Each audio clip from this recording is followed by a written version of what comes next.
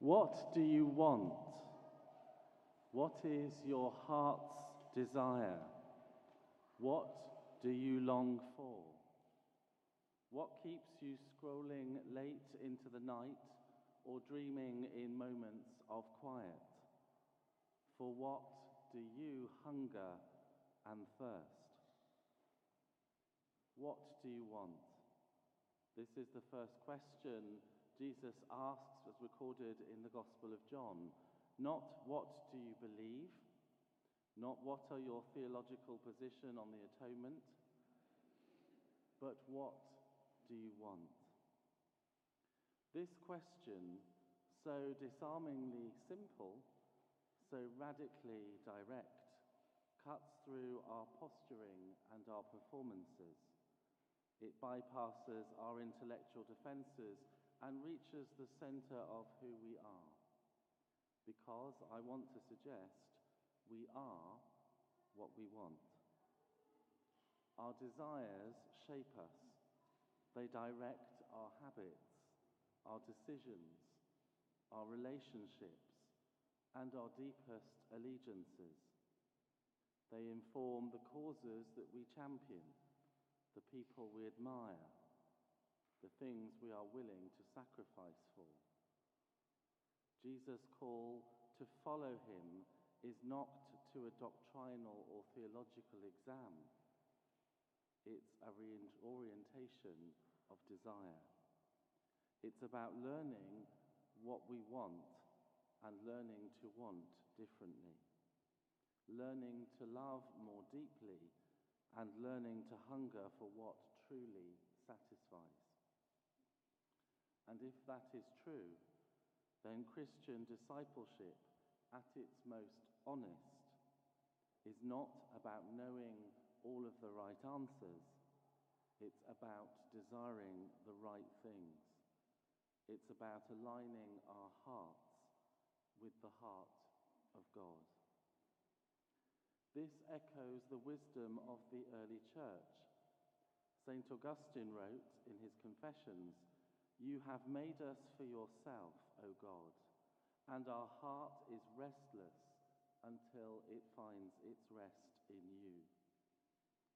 That line feels especially relevant now, in a time when restlessness has almost become a cultural identity. So many of us live lives of quiet yearning. We are busy, we are exhausted, overstimulated, overextended, and yet still longing. Longing for connection, longing for wholeness, and longing for meaning. And we're not alone in recognizing that. In his book, You Are What You Love, the philosopher and theologian James Smith argues that our desires are shaped, often subconsciously, by the culture around us. He calls this the formative power of the world. In other words, the things we repeatedly do and say form us. They shape what we want. Smith's provocative claim is that we all live by liturgies, things we say and do frequently, even if we don't go anywhere near a church.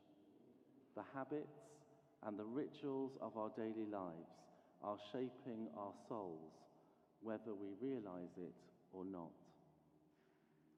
Let's test this. Let's take a little pilgrimage, not to a shopping mall this time, as I've previously taken us on that journey before, or to a distant temple, but to something much, much closer, closer than we often like to admit. Reach into your pocket, your bag, or to your bedside table, and there it is, your smartphone. This device, small, glowing, ever within reach, is not just a tool, it's a kind of cathedral. A sacred space we return to again and again, often without thinking. We bow our heads, we touch the screen, and we open the doors it promises into so much: connection, comfort, distraction, belonging. We check it first thing in the morning and last thing at night. We turn to it in moments of boredom, anxiety, and loneliness. We scroll not just for updates, but for reassurance, and that we're not forgotten, that we matter, that we're not missing out. And slowly, almost without noticing, it begins to shape what we want. The feeds are endless. The content is curated. The algorithm whispers, here's what beauty looks like. Here's success. Here's what's worth your time. Here's who you should envy. Here's who you should become. There are saints, of course, here too. Influencers, icons, polished lives behind glowing screens. And the gospel that they preach is always just out of reach. If you had more followers, more likes, more control, more discipline, then maybe you'd finally have enough. So we give it our attention, our affection, our time. We carry it like a lifeline, and in some ways it is. It holds our memories, our messages, our maps, but also our anxiety, our comparison, and our loneliness. And here's the trap: it never really satisfies. We put it down and still feel empty. We close the app and still feel alone. We scroll past 1,000 images and still feel unseen. The smartphone hasn't made us more connected, not really.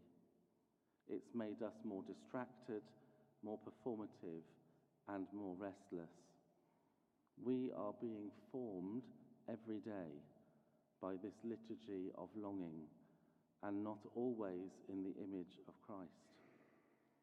That's why we need alternative liturgies, countercultural rituals that speak of a deeper truth.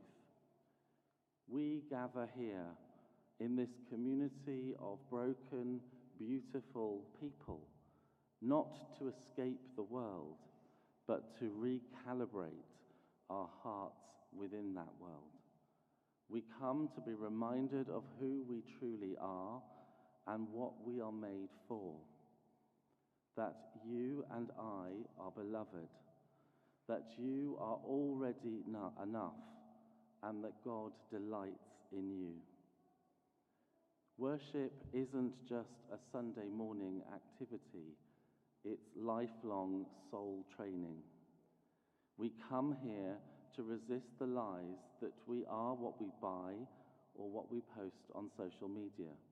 We come to learn how to be human again. Here we practice gratitude, not entitlement. We share bread, not accumulate it. We confess instead of curating. We acknowledge our dependence upon God and upon one another. In a world obsessed with more, we learn to say, God, you are enough, and with you, I have enough. And when we dare to say that, even quietly, haltingly, we create space for justice, for simplicity, for generosity and rest. Our gospel begins today with a line as powerful as it is countercultural. Do not be afraid, little flock, for it is your Father's good pleasure to give you the kingdom. God is not selling us something. God is not a brand. God is not waiting for us to be fixed before we belong. The kingdom is not a reward for good behavior. It's a gift, freely given. So Jesus says, don't cling on to your possessions. Let go. Give generously. Live lightly. Because where your treasure is, there your heart will be also. In a world of scarcity, this sounds perhaps naive, but in a world of grace, it's the truest thing we will ever hear. As we look ahead into a future of economic uncertainty, ecological fragility, and the deep political anxiety, this message could not be more urgent. The world is asking us to choose our story.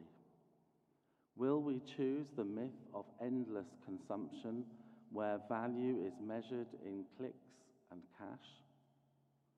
Or will we live by a better story, the story of God's kingdom, where treasure is shared, not hoarded, and where every heart can find rest? So come again today to this feast of worship, this liturgy of grace, not as a customer, but as a welcomed guest. Come with empty hands and an open heart, and let God shape your desires, renew your spirit, and send you out into the world, not to consume, but to love. Amen.